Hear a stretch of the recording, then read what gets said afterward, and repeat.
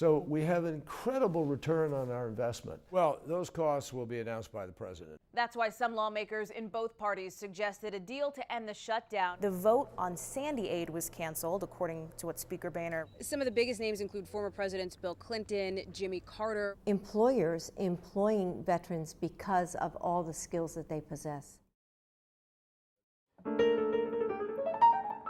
Anna Maria Mottola doesn't remember not playing piano. It's been my whole life.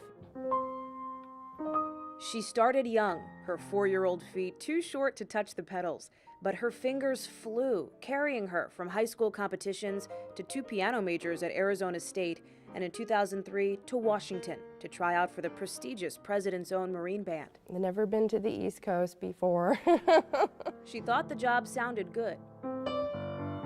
So did her audition, earning her the title not just of pianist, but gunnery sergeant. It's something that I personally take very seriously. I'm very proud to wear this uniform as a part of the Marine Corps. Now the little girl who used to play in t-shirts and party hats plays for presidents. President Obama is a really big jazz fan. He'll come over and say, "Great job, was that just a Coltrane tune that you played?" He knows his jazz music really well. The Marine Band plays around D.C. and throughout the country, but the highlight for Mottola comes in the White House, sitting behind Eagle 1, the 1938 Steinway in the East Room. That's where the Alaskan native received a special introduction to the late Senator Ted Stevens. And as the two of them walked by the piano, George Bush waved and said, "Hey, I've got your senator here." So that was kind of a cool moment. One more high note in a career full of them. You take your craft seriously and work really hard, and you will have a chance at, being whatever it is you decide to be in life.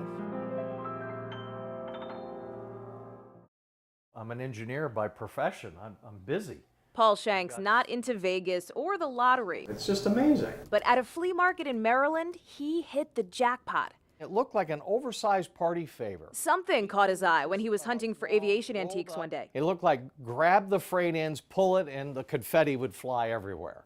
He showed us very carefully. This is it. This is what you saw. Unrolling something that frankly looked like an extra large toilet paper roll. And it was fragile. My gosh, it was like holding the Dead Sea Scrolls. What made you spend $40 on it, even that much? It spoke to me. Maybe that's, and a lot of these things do. You connect to them. Shank spent $40 on what was labeled as a rare Confederate spy balloon from the Civil War. I truly didn't think it was real at the time, but I love research. And in the process of research, you learn more about the piece, and sometimes you learn more about yourself too. Shank's research led to Tom Crouch, senior curator at the Smithsonian's National Air and Space Museum. Ballooning during the Civil War was incredibly significant.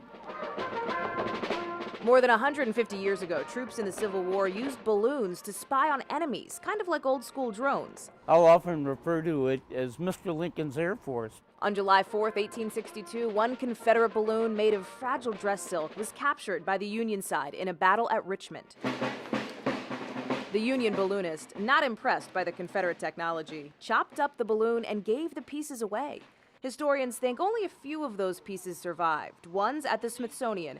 And when Paul Shank compared his flea market find to that museum heirloom, I immediately saw there is a match. What Paul has, what we have, it's a memento of an incredibly important incident, event, period in the history of the Civil War. When Mr. Shank brought the balloon to me, I was kind of blown away. Courtney Wilson has worked more than 3 decades as an expert appraiser and dealer of military artifacts. Never seen anything like that before in my career. He believes Shank's balloon could sell for more than $1 million. I love the history. It's not about the money. Shank doesn't count his good fortune in cash. That's the way it is with collectors. These things somehow invigorate us. They connect us to our past. And while one day he may pay to restore the balloon and cash in on that $40 investment, for now he'll hang on to his piece. Now watch it fall apart as we try to roll it back together. His pieces of the past. In Washington, I'm Hallie Jackson. Hello, baby Faye. How are you? How are you? Oh, A warm welcome for a tiny teacher. This third grade class at Bishop John T. Walker School for Boys in D.C. is learning big things from a small child. She's bigger, huh? If they cry, you need to, figure out what's wrong with them. Say hi. The boys are tapping into their softer side thanks to Roots of Empathy, an anti-bullying program that teaches respect and inclusion through babies. Okay, all right, Daryl. They seem to, come down a little bit, not so edgy, because they realize that the baby is fragile. It's kind of still all new to her. With her mother by her side, Faith visits the students once a month for the entire school year. It's minus. The boys observe the baby's growth, So about 24 inches. learn her needs, Let's see, what about this one? Okay. and identify with her emotions. So she's pretty quiet, she's pretty calm. So if somebody's crying, I'll know how they're feeling, and you don't mess with them, you just try to cheer them up. All emotions are not the same. That people make different faces when they have different emotions. What is empathy? My hope would be that as they continue to grow, as they continue to develop, that they will be more understanding of themselves as well as others. Goodbye, baby Faith. See you soon. In Washington, I'm Aixa Diaz. He saw the box, he heard the noise, so they'll go investigate. They're going to rip the boxes open and eat the crickets.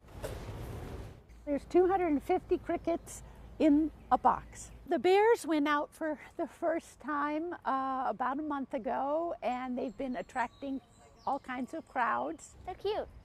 I suppose they're omnivores. When you watch them, it's just amazing how much they do with their little hands. South America's only bear. They are, right now their status is threatened, but nobody really knows how many of these animals are in the wild. These bears are not reproducing well in zoos, so in the last 5 years there have been 5 cubs born, 4 of them born here, 1 born in Phoenix. So those are the only places in the country that you can see them. The first couple of days was kind of nerve-wracking for me because they go right up the trees and they've never climbed anything like that before. So I stand on the other side and bite my nails, and Billie Jean pretty much has things under control. They're playful, they're great. They'll stand up on their hind legs and box. So it's really fun to watch. They're off the beaten path here at the National Zoo. So I always refer to them as the best kept secret at the zoo. There's Thomas Jefferson, there's World War II. I do have the office window that never closes. And this view's not bad. You see that lady and that husband up there? Enamini Ekong's cubicle is really a rectangle, a big one that sits right in the middle of Washington. The National Mall park ranger has mastered the monuments and memorials here. They want to know how tall Lincoln is, if they want to know how long the reflecting pool is, we'll tell them all that. So how long is a reflecting pool? It is 2,082 feet by 160. But his job goes well beyond facts and figures. I get to tell the stories of, what can't be fit into the history books. Ekong was not always such a history buff. I actually went to school to be a dentist. Go figure. I didn't even know the National Park Service existed. After falling in love with a history class his junior year in Texas, he decided to become a professor. But before Ekong could even begin his teaching career, he was recruited into a different field, one with a lot more trees. As much as I wanted to be in the classroom, there was nothing better than having my classroom come to me. Are you playing hooky? Now he spends his workday indulging his passion for people, from helping little kids learn about the Junior Ranger program, and so the names are to being there for visitors to sites like the Vietnam Veterans Memorial. Her story is that she was rescuing. There's a lot of talking, but mostly listening. Did you find who you were looking for? And sometimes saying thanks. I've studied history, got my master's in history, but nothing does it justice than knowing what you all did for us. So I appreciate it. I really do. And he appreciates his front row seat to the stories these monuments, this mall, this country are built on.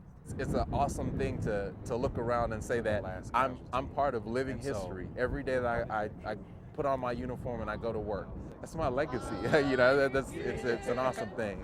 In Washington, I'm Hallie Jackson reporting. So tell me a little bit more, but